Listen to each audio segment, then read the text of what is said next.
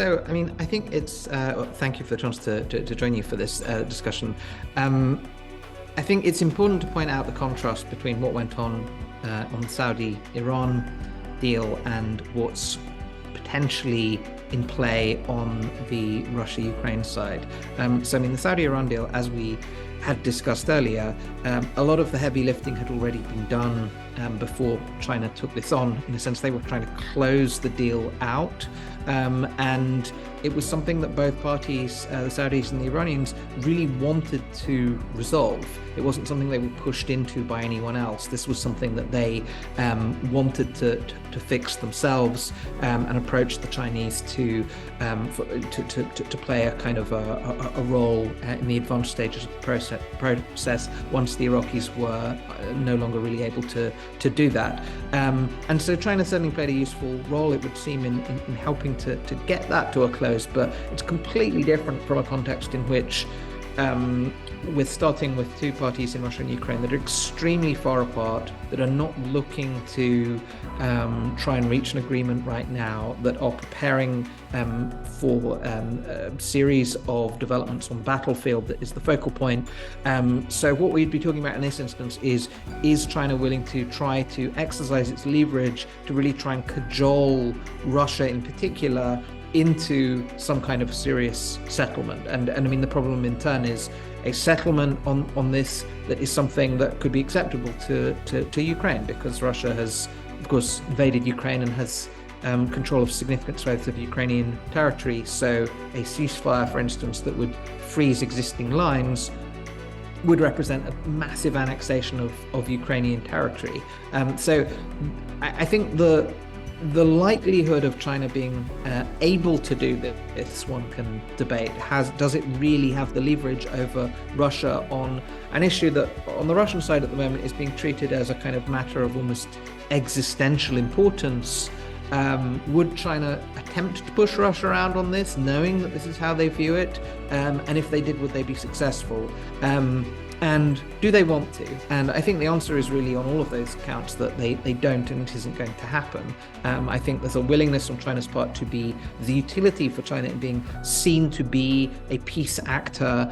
This is why we got this 12-point proposal, which was largely a restatement of standard Chinese policy positions on this. It wasn't really something that was like the outlines of a peace plan or something like that.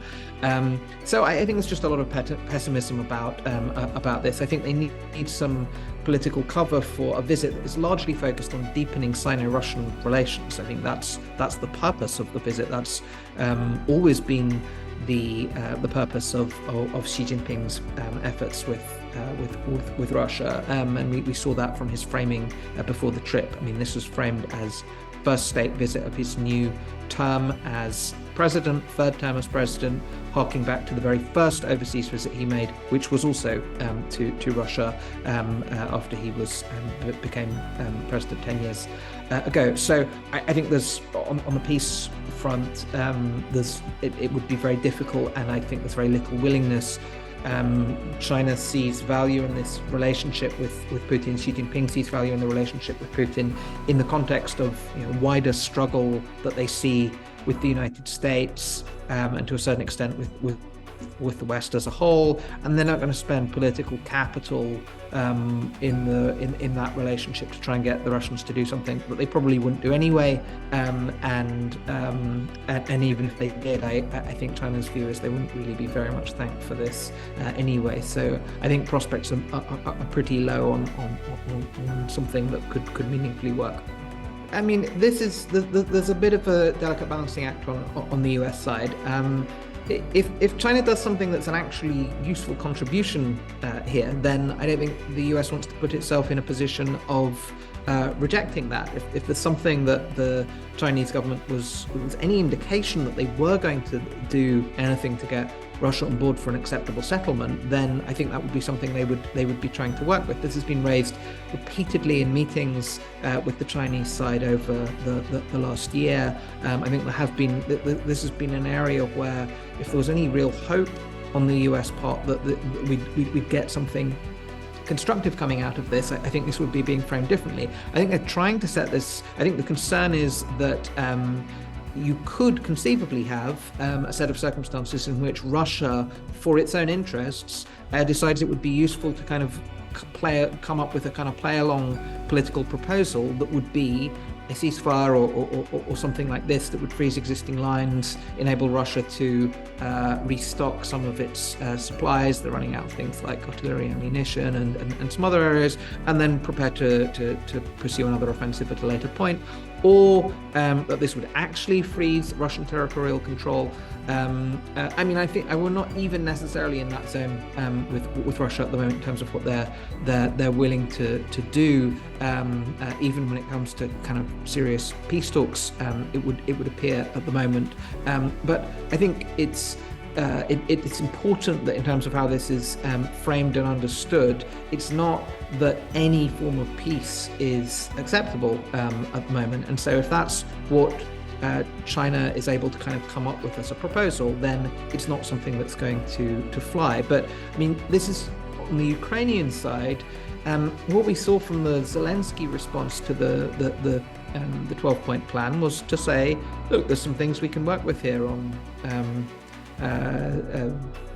the sovereignty, on attacks on nuclear installations. We'll work with you on these things that you say are important principles. They're things that we see the Russians, principles we see the Russian side breaking. And Zelensky said, let's meet. And it's put in some respects Xi Jinping on the back foot, because he had been unwilling to speak to Zelensky for the entire year. We'll see whether anything more substantial than a phone call goes ahead now. But there are, on the Ukrainian side, I think there's still a willingness to take Chinese proposals seriously and see if it creates any room for maneuver. I think, again, there's pessimism there about what it will amount to. And on the US side, I think they want there to be an understanding of what anything that emerges essentially from that would essentially be a joint Sino-Russian proposal would really mean for this. It would not be something that was an acceptable version of a peace proposal. I mean, on the economic side, of course, all of these things can go on simultaneously. I mean, I think they'll be exploring questions around, now the Europeans have essentially weaned themselves off Russian supplies to a very high degree. There's going to be a question of whether some new pipeline architecture and things. There's talk of Power of Siberia 2. Power of Siberia, the first Power of Siberia was the big energy deal that they concluded essentially in the scheme of things after the Crimea annexation. This is something that China and Russia can continue to move ahead with.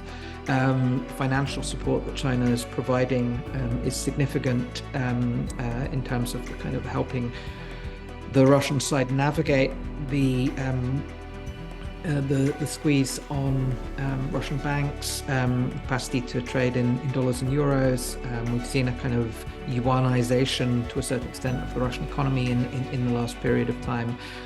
But this suits China in various other ways. It wants to build a wider sanctions resilient architecture. Russia becomes an important and helpful part of that. Then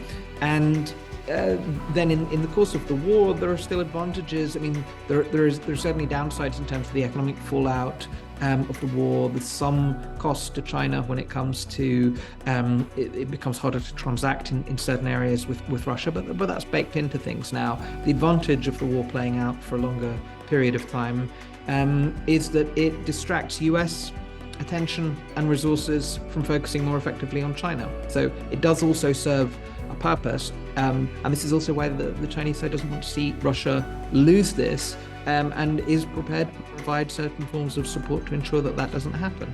I mean, I don't think it is really a peace plan. I think it's a set of positions on the Chinese side. I mean, some of this is about the US giving up Cold War mentality and things like this. This isn't a set of proposals that lays out, here's a framework in which the two sides could think about compromises on territory or something like this. That's not what was laid out. It was a general set of things that you could assemble essentially from things that the Chinese government has been saying since the start of the war.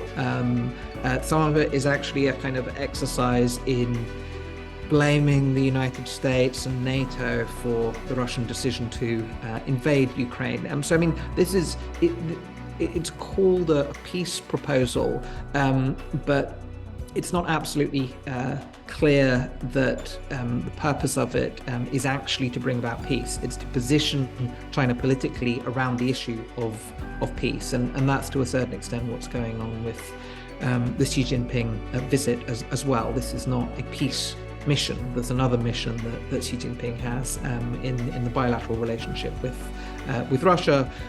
So, I mean, if there is any space to exploit here on this, if there's any opening, I think everyone is looking out for this. People have wanted to try every possible imaginable channel on this, including the China channel, to see if there's anything that they can do. We had this back in October and November last year, where it was seen to be at least semi-helpful that in the context in which there were genuine concerns about Russian use of nuclear weapons, and certainly explicit threats of nuclear weapons use, that was something where China repeated its standard positions against the use of nuclear weapons, which also appears in the peace proposal. So, I mean, there's areas in which differentiating between the two sides and having China make some of these pretty basic points you would hope for a civilized state to lay out can be in some ways useful. But I think there's just a very, very little sense of hope that China's going to do anything particularly constructive here. It has a wider and quite distinct agenda that does not primarily involve bringing this war to an end. That's not its priority, and it's not seemingly willing to use the leverage that it has over Russia for this. It will use its leverage for other things. There's other things that Russia can do to help China out in other areas. There's things the Russian side hasn't offered China yet that it could in this context, and that's going to be the priority for Xi Jinping with this visit, not really trying to advance things on a settlement in Ukraine.